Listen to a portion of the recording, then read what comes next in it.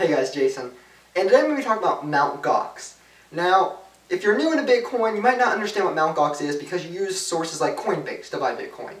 But if you look back at my channel, one of my very first videos was talking about how to buy Bitcoins with Mt.Gox. Now, if you've heard any news about it, there's a lot of stuff. Mt.Gox is going into bankruptcy. They had coins stolen. There was a lot of confusion. I personally didn't keep any money on the exchange, and that references back to way when I was early into Bitcoin. One of the issues was these exchanges would either take your money and leave, or they'd get hacked because there's a lot of money at stake. And that's why today, even though you can go and store your, in a cold wallet on Coinbase, or, on blockchain, you can have a cold wallet to store your funds, I still can't fathom doing such, even though I know they're very secure. I've read the protocols, I know how they handle their security, and I know it's, top notch.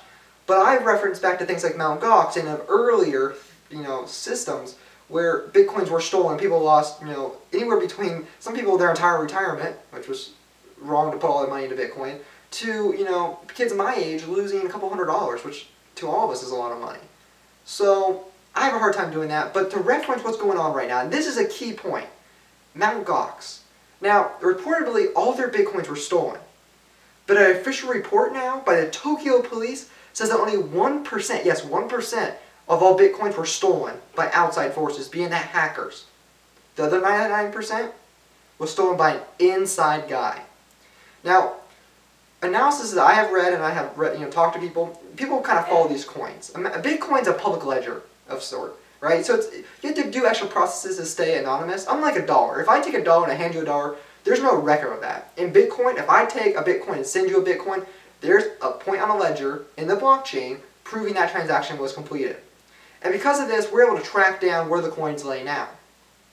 So, we knew that there was something suspicious going on. A lot of the reports were saying that. And these are independent reports of Bitcoin enthusiasts and Bitcoin investigators, if you want to give them that title, if such, right? And we kind of already assumed this was something if it was going on.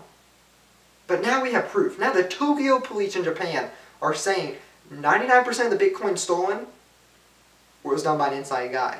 Which means, not certain, but it means that there's a possibility we could get these coins back. Which means the people that had their coins on the market, or you're in the middle of a process, will be able to get them back. I think there was, 200,000 Bitcoins are missing right now.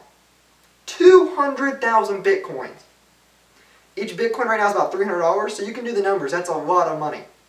Now, one of the good processes, and it's murky, but because they're in bankruptcy, they have to kind of open up everything they've ever done, right, as they're going through this bankruptcy process. Now, every country is different. I'm more skilled in the United States bankruptcies. I don't know too much about foreign government bankruptcies, that of Japan, but it does open it up. So the Tokyo police is now investigating this. So it is very, very likely that in 2015, they might find these Bitcoins, jail the perpetrators inside the corporation and the hackers outside that caused these Bitcoins to go missing, and be able to return those Bitcoins. Now, it's not a promise, but the likelihood and the chance of those Bitcoins being returned just escalated, multiple factors above. So guys, I hope we can get those Bitcoins back. If you store Bitcoins on Mt.Gox, remember you can go type your information in to be added to the bankruptcy, process. I did. I had what the equivalent is $3 of Bitcoins, but I filled out all the paperwork. I'll probably never get it back, but why not fill out the paperwork anyway? Have the chance of. So maybe 2015 we'll see those Bitcoins returned. I hope so, because that's a lot of money. And a lot of these people are like me. They wanted to buy 1 or 2 Bitcoins, and they spent hard-earned money. People that are making minimum wage or whatever said, "I want to be part of this revolution. I can give $50." And then they had their Bitcoin stolen by Mt.Gox, which is wrong. And it's sad to see it happen. So I hope we get these back, guys. Again, January 1st, 2015. We got a full year in front of us. I hope I can bring you Bitcoin news. I hope we can see some positive outtakes of Bitcoin. Have a great year.